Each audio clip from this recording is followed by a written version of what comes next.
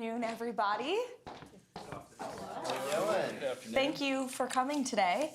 It's great to be with you. This is our first official influencer briefing here at the White House. I want to thank you all so much for joining us on what is day 99 of the Trump administration.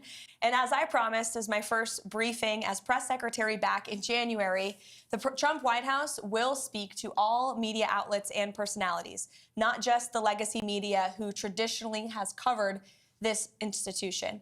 Tens of millions of Americans are now turning to social media and independent media outlets to consume their news. And we are embracing that change, not ignoring it.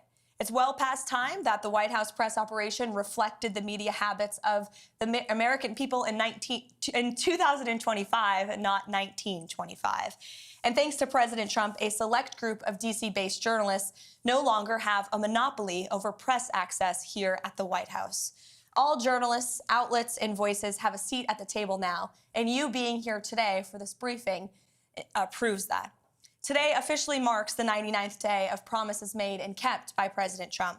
Our primary focus today is how President Trump has fulfilled one of his central campaign promises to the American people in record time, ending the massive illegal invasion and securing our nation's southern and northern borders. As we know, Joe Biden allowed millions of criminal illegal aliens to pour into our country over the past 4 years. And as we all know, a significant number of those aliens have been vicious gang members, murderers, rapists, and pedophiles. Innocent Americans like Laken Riley, Jocelyn Nungray, Rachel Morin, and many others have been murdered because of Joe Biden's open border. President Trump made a promise to the American people, to all of you, and your audiences, to end the carnage and keep our country safe. And he has overwhelmingly delivered on that promise. He immediately declared a national emergency on the southern border, deployed the U.S. military and Border Patrol to repel the invasion, and ended reckless catch and release policies. And as a result, between the inauguration and April 1st of this month, only 9 illegal aliens were released into the United States of America. This is a staggering 99.99% decrease from more than the 184,000 illegal aliens who were released into the country under Joe Biden during that same period last year. You can't get much better than 99.99% decrease. Total attempted illegal crossings at the southwest border hit a record low in February, only to fall to another record low again last month in March.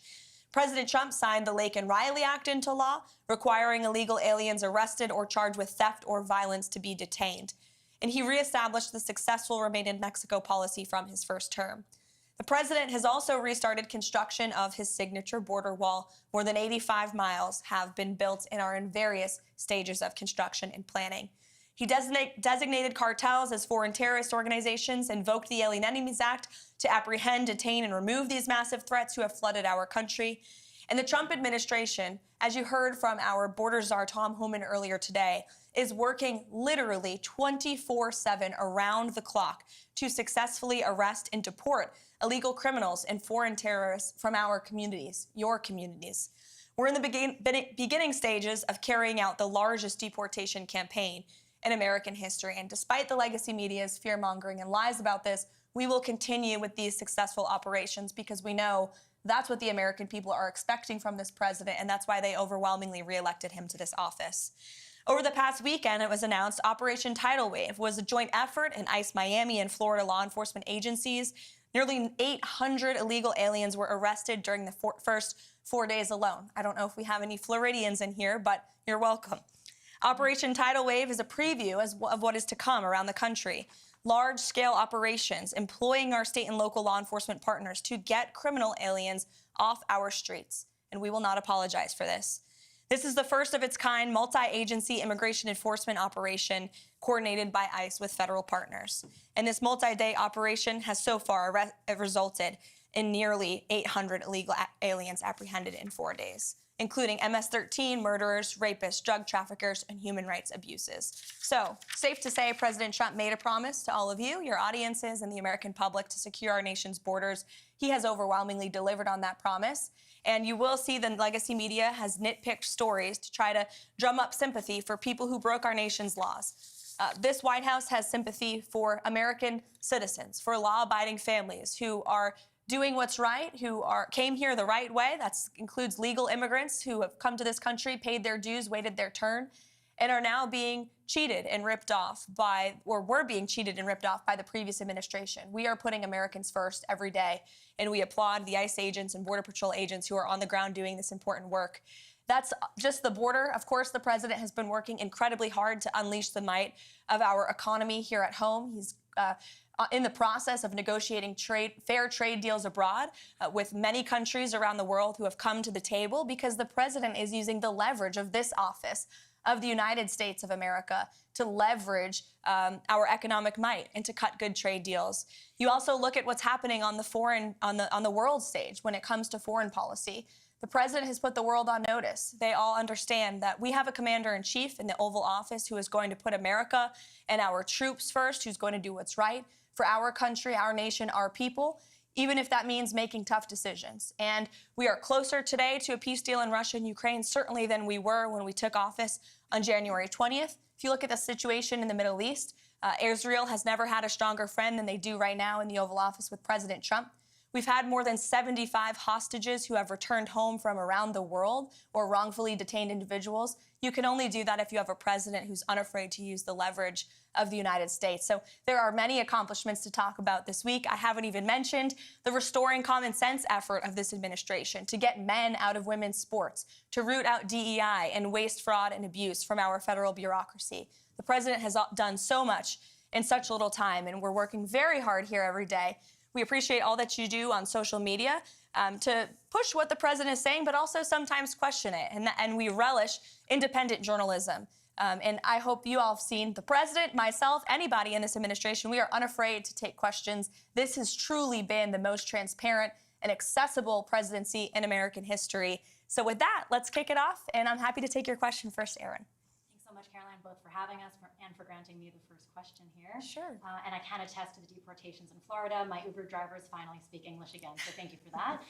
But my question for you is, what are the administration's plans for those who continue to defy the executive orders? Most notably, on my mind, are the ones related to what some would call trans men. I would call men trans women, which are men masquerading as girls in girls' sports. Mm-hmm.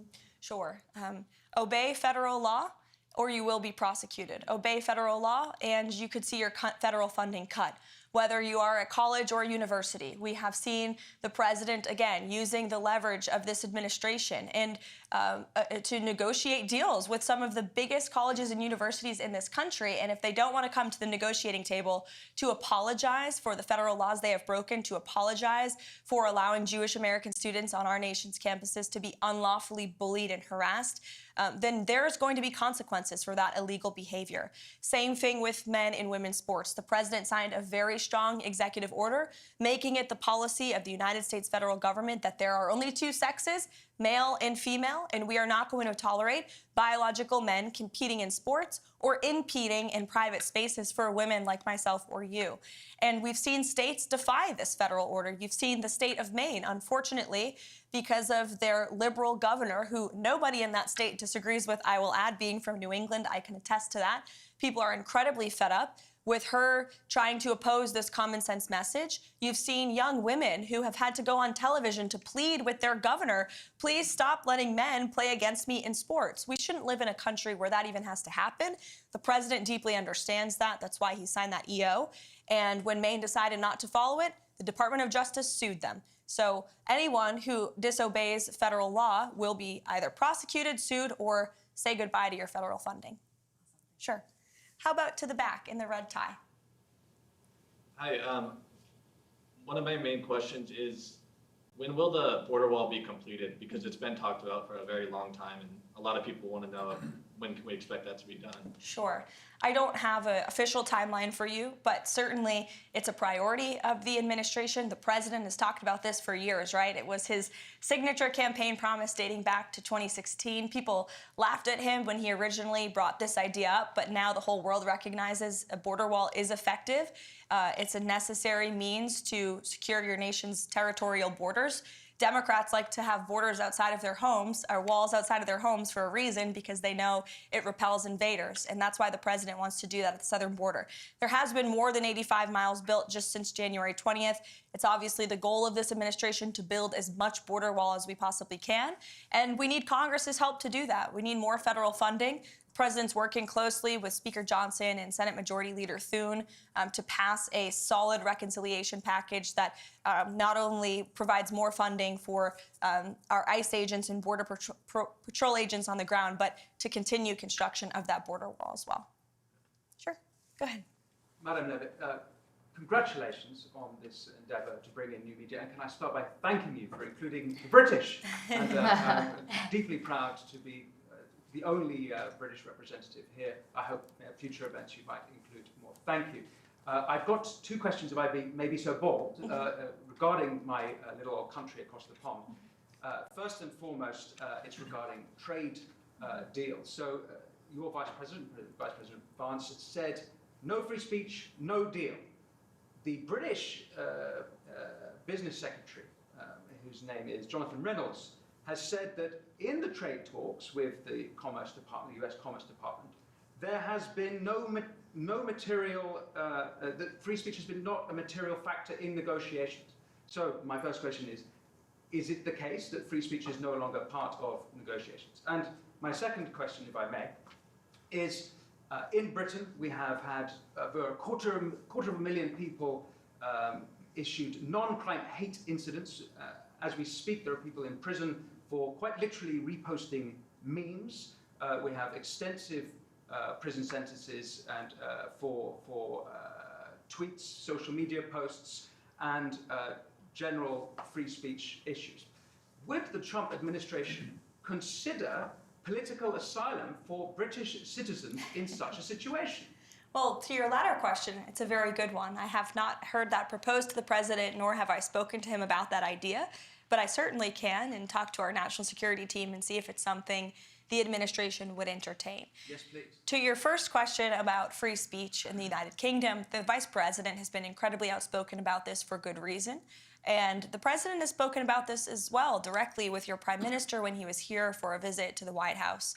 So it remains a critical endeavor of ours to show the Brits and your country, which we love and admire, about the First Amendment and the importance of free speech in a sovereign nation.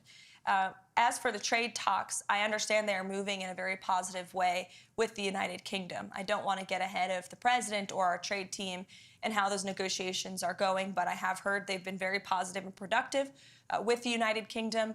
And I will say the president always, both publicly and privately, speaks incredibly highly of your country. He has a good relationship with your prime minister, though they disagree on domestic policy issues.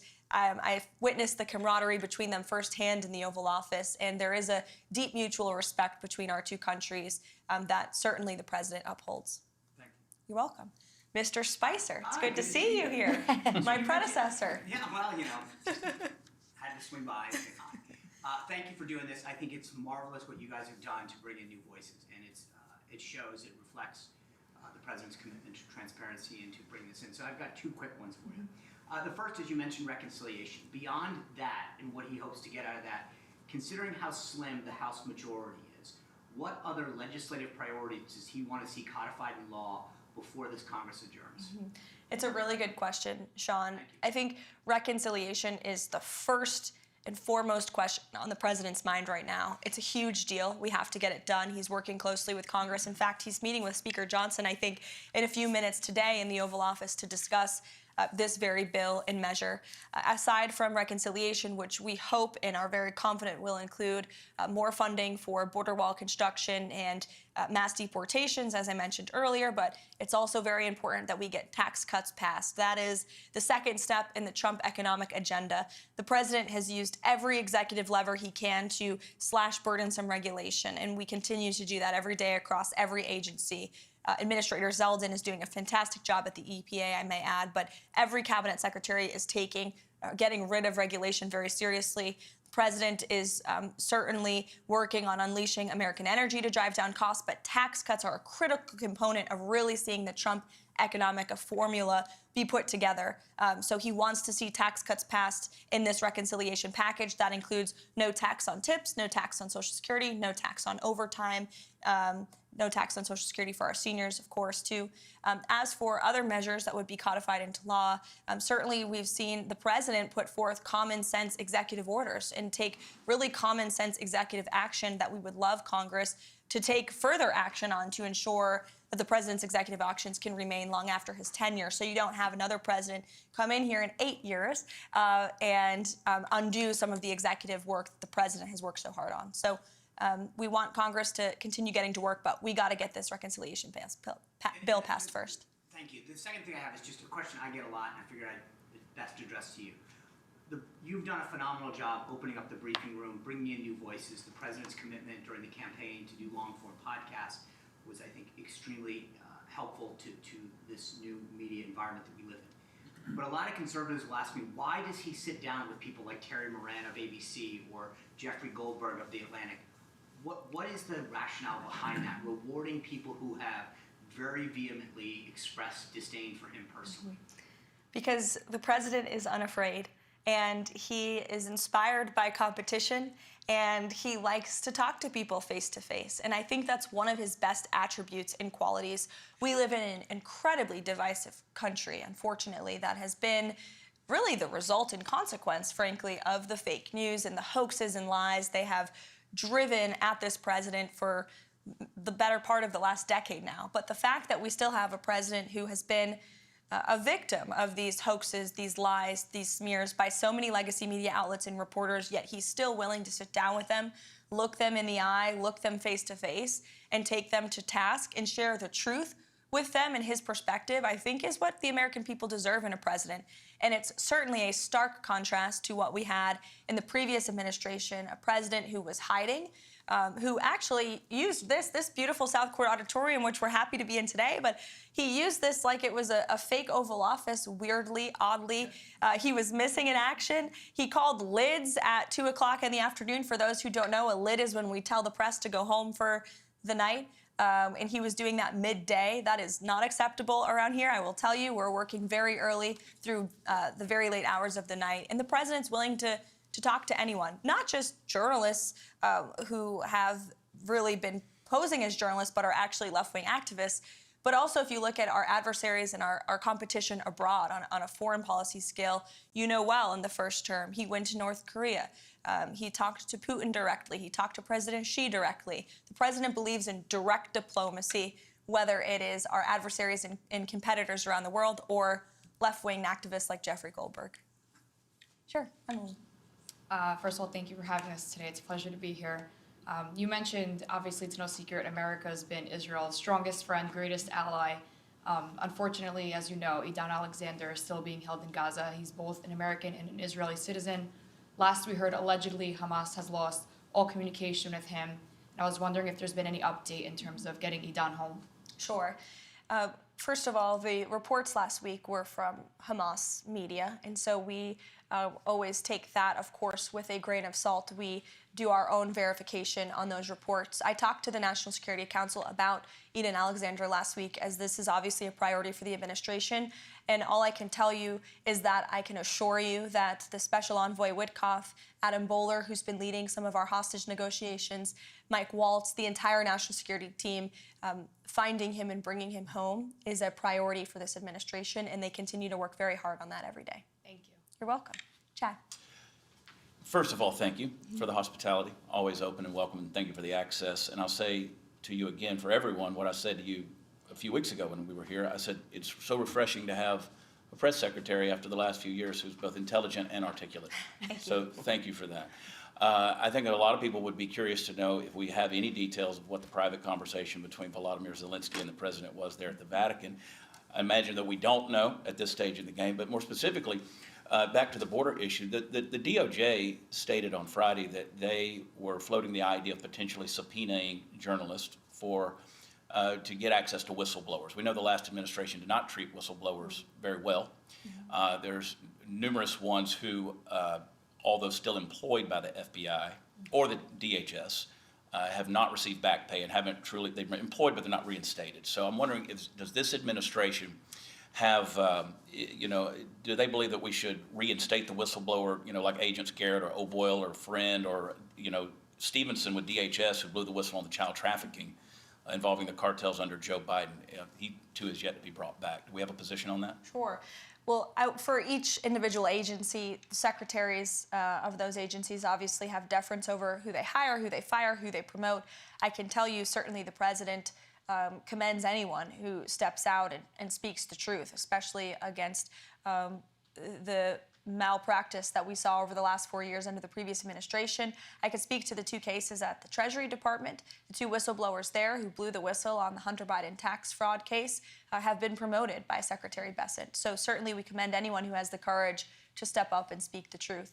And as for those who unfortunately try to leak, especially classified information to the legacy media to put our troops in harm's way, our law enforcement officials at harm's way, leaks like that will not be tolerated. But those who are seeking to protect the truth will certainly be commended and applauded for that. Sure. Rogan, go ahead. Hi, Karoline. Good to see you again. Great to see you as well. Great job this morning, and as always, you're really crushing it.